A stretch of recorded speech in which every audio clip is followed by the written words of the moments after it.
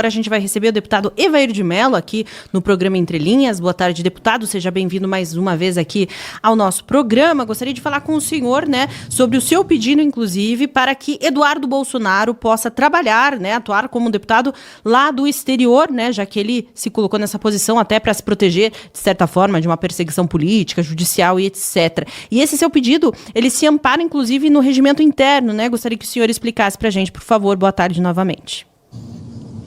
Boa tarde, peço desculpa aí porque eu estou em movimento, estou na estrada, aqui no extremo norte do estado do Espírito Santo, bem divisa entre, na verdade, divisa com Minas Gerais e Bahia, na tríplice fronteira nossa aqui. Essa operação que eu estou propondo e solicitando ao presidente da casa, nosso Hugo Mota, na verdade ela é uma inovação que é perfeitamente possível, tendo em vista que não há previsão regimental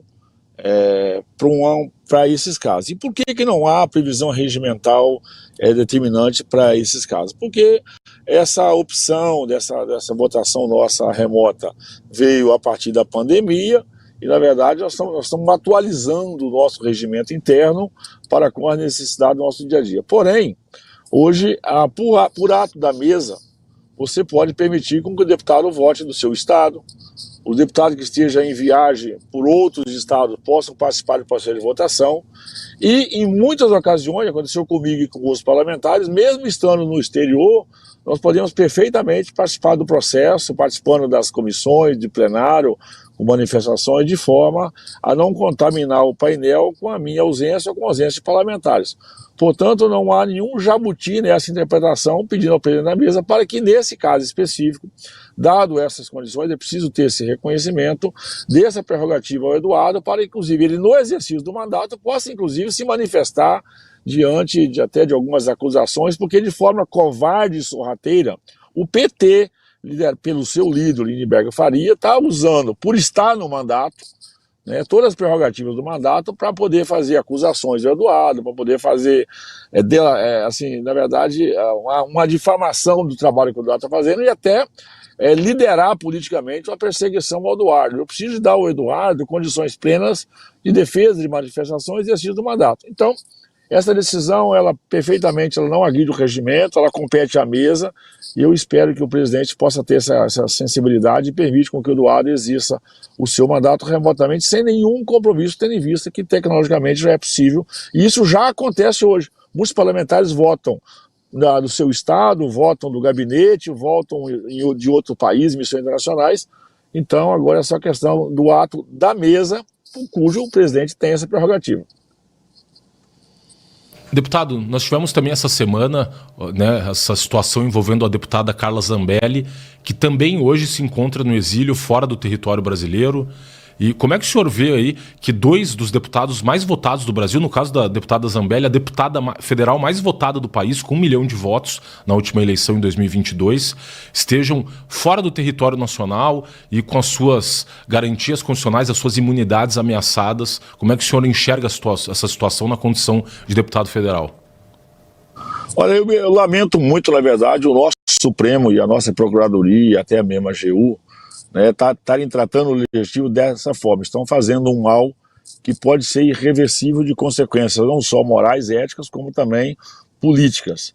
O Supremo já ultrapassou o seu limite há muito tempo, já passou da razoabilidade há muito tempo, e essa prisão preventiva da Carla Zambelli, ela não se sustenta em função, naturalmente, das condições que ela consegue oferecer, de resposta, de pronto. Então, essa ameaça, esse assédio, essa ameaça, essa coação que o STF faz e que o Supremo faz, junto com a Procuradoria, com a AGU, isso é uma covardia, um desrespeito, inclusive, com milhares, todos os deputados têm o mesmo valor em Brasília, mas, na verdade, eles têm a responsabilidade nos seus estados, têm a responsabilidade nos seus estados, de cumprir um mandato representando esses seus eleitores. Portanto, lamentável. E tenho certeza que nós, na Câmara, vamos usar todas as nossas prerrogativas para dar condições a esses parlamentares de atuarem na defesa, na proteção do seu mandato, exercendo o mandato. Se necessário for remoto, não há nenhum impedimento técnico para isso. Até porque não há a razoabilidade nessa prisão preventiva da Carla Zambelli. Isso, na verdade, é o avesso do avesso do avesso, é rasgar completamente a interpretação e essa ferramenta, né, do ato que é a prisão preventiva, até porque ela não tem ameaça, o processo já está tramitando muito bem, então assim, não justifica a prisão preventiva, até porque ela é unilateral, é um absurdo isso acontecer, e nós vamos usar as nossas prerrogativas para poder fazer toda a defesa possível. Deputado Ivair, o deputado federal Lindbergh Farias, ele solicitou que Jair Bolsonaro utilize tornozeleira eletrônica. Ele utilizou, inclusive, o caso da Carla Zambelli como a justificativa, além de outras histórias aí. Enfim, ele orienta que isso seria o mais prudente nesse momento. Como que o senhor recebe essa informação também? É mais um episódio de perseguição política, especialmente em relação à direita, tentando tirar alguns nomes do jogo aí, pensando nas eleições do ano que vem? O primeiro, um parlamentar, para ter esse tipo de atitude, ele tem que ter ficha limpa, histórico limpo e gozar, na verdade, de um pleno saber jurídico, de conhecimento e até ter, vamos dizer assim, expressão, desculpa o Lindbergh na prerrogativa do mandato, ter moral para isso. Quem é o Lindbergh na fila do pão para poder ele assumir para sua responsabilidade? Ele está sendo manipulado, ele é um boneco de boa vontade, porque precisa dessa manifestação e, é claro, esse texto, essas cartas e documentos não foram redigidos no gabinete do deputado Lindbergh, possivelmente não, já recebeu isso pronto e está sendo orientado a fazer isso. Na verdade, estão usando o Lindbergh para construir um ambiente para intensificar ainda mais a perseguição em cima de Jair Bolsonaro. Ou seja, o PT não goza de nenhum tipo de prestígio moral, de credibilidade para esse tipo de coisa que ele está fazendo. Porém, todo mundo sabe que ele está sendo um boneco, né, um boneco manipulado por outras forças, por outros poderes, para poder cumprir esse papel, e ele também quer, na verdade, esticar a corda, porque ele sabe que Jair Bolsonaro, com certeza, é o homem mais investigado da história. Nem Al Capone, nem os maiores criminosos da história, né, sofreram a perseguição, talvez só os dois Messias, né, que foram tão perseguidos, mas Bolsonaro é o homem mais investigado. Não encontraram, né, a digital dele em nada. Estão tentando construir narrativas, fazer a interpretação da Constituição, dos nossos códigos de julgamento, né, essas oitivas que o STF está fazendo. Isso é um negócio ridículo, vergonhoso, rasgando o regimento, rasgando a Constituição, né, é um negócio absurdo. Então, é claro, o Lindbergh está sendo um boneco manipulado para intensificar a perseguição de Jair Bolsonaro. Não podemos aceitar isso nunca. Saiu na semana passada, no final da semana passada, a notícia de que o presidente da Câmara dos Deputados, Hugo Motta, teria apresentado um texto alternativo para o líder do PL na Câmara, o deputado Sóstenes Cavalcante, e para o líder da oposição, o deputado Zucco, que debateriam com o presidente Bolsonaro a eventual apresentação de um texto alternativo para que o PL da anistia seja pautado, né, e votado aí o requerimento de urgência. O senhor tem alguma novidade a respeito do PL da anistia? Não, eu na verdade, ouvi pelos corredores que teve algo nessa direção. Porém, para nós, na reunião da oposição, nenhum texto foi apresentado, não foi feito, não foi afirmativo, como você está me falando aí, que o deputado Zucco e o deputado Sóstenes teriam recebido. Portanto, tudo que nós ouvimos isso foi no campo da especulação de uma hipótese que poderia acontecer.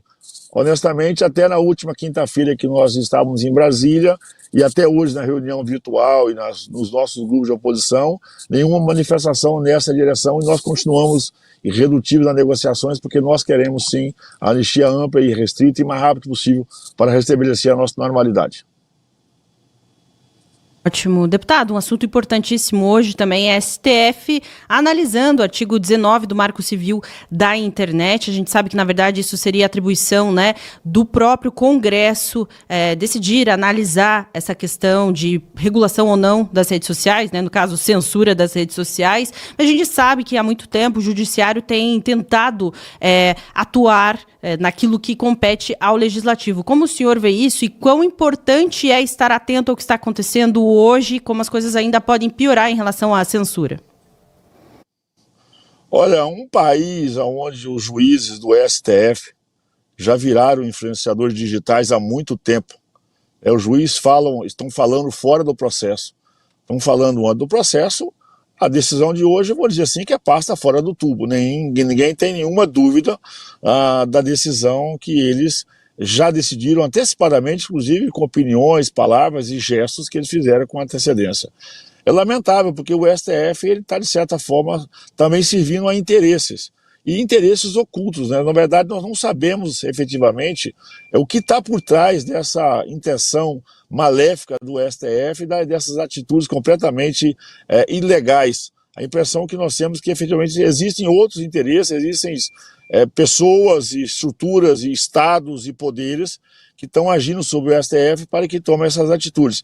É lamentável, e o Brasil tem que ter esse despertar, porque isso é algo sério, isso é algo danoso, né? Não condiz com a nossa história da democracia, não dá o direito à liberdade, né? O próprio Papa agora, o Papa Leão, disse hoje que não há democracia, não há nenhuma chance de paz e democracia e até de salvação sem o pleno direito da liberdade, onde cada um possa fazer as suas manifestações. E ele disse que não há liberdade hoje, no mundo atual, sem as redes sociais.